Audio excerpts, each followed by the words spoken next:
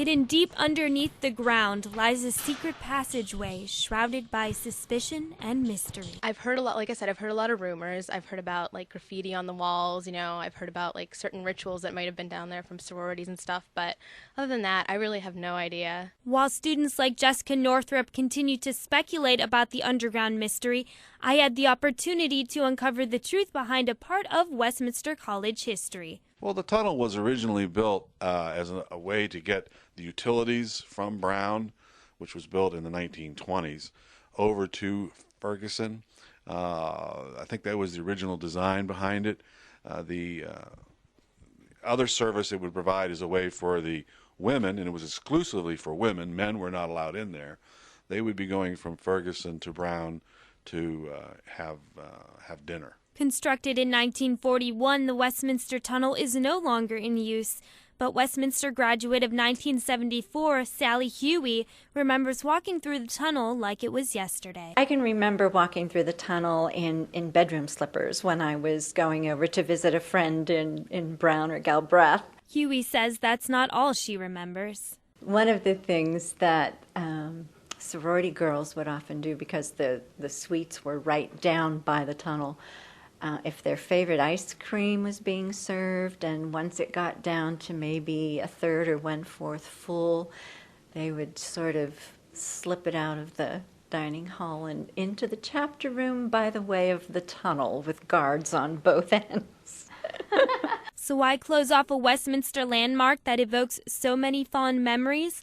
I visited physical plant director Owen Wagner to find out the truth. It was closed in the early 90s. It was determined it was no longer safe for general public access at that point in time. Wagner explains why the Westminster Tunnel continues to be blocked off to the public. Since then, we've reclassified that as a confined space, and that means there's regulatory reasons that you can't go in there due to ability to egress, to get out of that space. The length of it, ventilation issues. However, Wagner assured me that the tunnel was not dangerous to the public, despite the reasons the college had for closing the structure. There are not any structural problems in that it's going to collapse. But there is, as in any tunnel, it doesn't matter if you've ever been in a tunnel on the road, there's water that does get through because you do have rain falling on it. It's not watertight as you would might find in one of our roofs or anticipated for that. Steam leaks have occurred. There's a steam line that goes through there, but those are readily identified and repaired. It was interesting to learn why the tunnel had closed, but I still wondered, had anyone broken into the tunnel? From time to time, we get reports that people have broken into it. Most of the time, I think it's just curiosity. People have curiosity. We've not really had any vandalism other than people trying to write their name on the wall or do drawings on the wall, to I was here kind of statement. After explaining the history behind the Westminster Tunnel, Wagner said he could show me the opening of the structure as long as we didn't go in too far. I wasn't expecting much from what Sally Huey had described to me. Well, it was pretty stark, actually.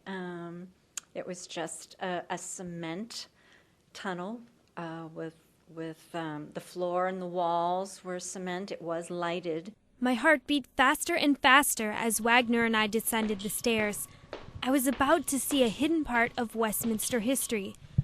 Once we reached the entrance and opened the doors, I was shocked by what I saw. The tunnel, with bringing the utilities over, helps provide all that, yes. See, we see Westminster in the physical plant department many times, we see it as one complete organization. We don't see it as other people may see as divided up. A lot of it's interconnected. Not only were the walls lined with utility wires, they were covered with names and colorful pictures drawn by the sororities over the years.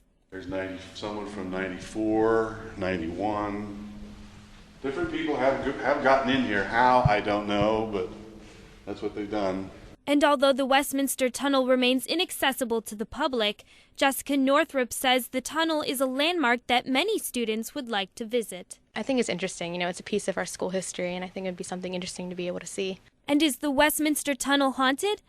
Wagner doesn't deny the possibility. I don't think so, but one never knows where spirits go. Reporting from in the tunnel, I'm Nikki Pizar for Titan Radio News.